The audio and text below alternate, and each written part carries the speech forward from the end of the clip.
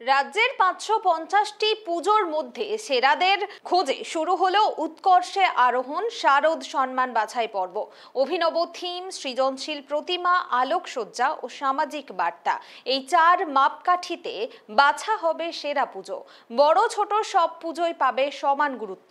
বিচারক দল ইতিমধ্যেই শুরু করেছেন প্রতিদিন মণ্ডপ ঘুরে পুজো বিচার করার পরিক্রমা। পুজো মানেই আলো, রং, সুর ও সৃজনশীলতার মেলা। সেই আনন্দের মধ্যেই শুরু হয়েছে রাজ্যের অন্যতম মর্যাদাপূর্ণ দুর্গাপুজো পুরস্কার উৎকর্ষে আরোহণ শারদ সম্মানের বাছাই পর্ব।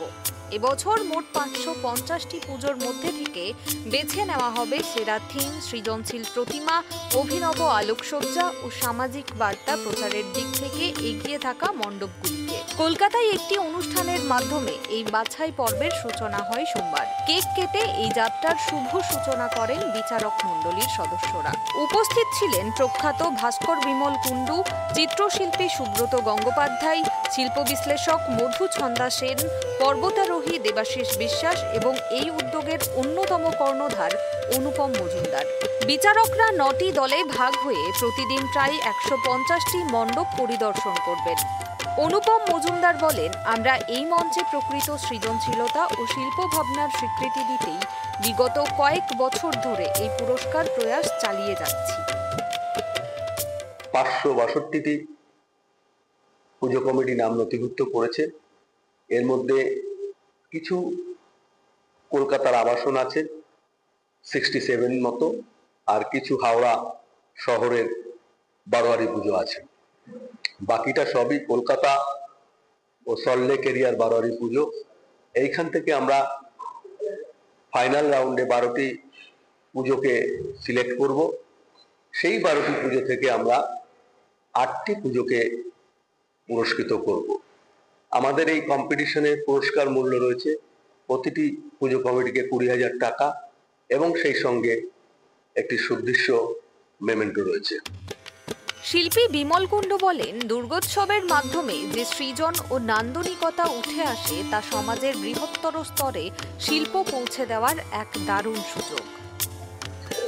বিচারক হিসেবে দেখুন, আপনার বাড়ির বাচ্চাটাও একটা বিচারক। সে কিন্তু যখন ঠাকুর দেখে আসে সে তখন নিজেই বলে যে ওই ঠাকুরটা খুব ভালো হয়েছে। সেহেতু একটা সহজাত ভালো লাগা মানুষের মধ্যে থাকে। তারা প্রত্যেকে ঠাকুর দেখে তারা সমালোচনা করে। আমরা তার মধ্যে করি কি, সম্পূর্ণ পুজোটাকে দেখি, ভালো লাগাটাকে দেখি, তার চারপাশটাকে দেখি এবং শিল্পী যে দক্ষতা দিয়ে কাজ করেছে, তার কি কি অবজেক্ট নিয়ে কাজ করেছে এবং সেটা কতটা সিনক্রোনাইজ করেছে মণ্ডপের সঙ্গে বা থিমের সঙ্গে, সবটাকে আমরা গুরুত্ব দিয়ে দেখে সেইভাবে বিচার করে তার মধ্যে থেকে আমরা কম্পেয়ার করে তুলে নিয়ে আসি বিচার।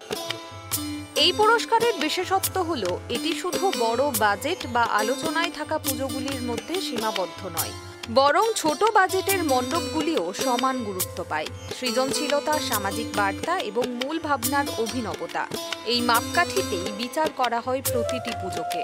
পুরস্কারের স্বচ্ছতা ও ন্যায্যতা বজায় রাখতে বিচারক মণ্ডলী পেশাদার এবং নিরপেক্ষভাবে প্রতিটি মণ্ডপ মূল্যায়ন করে থাকেন।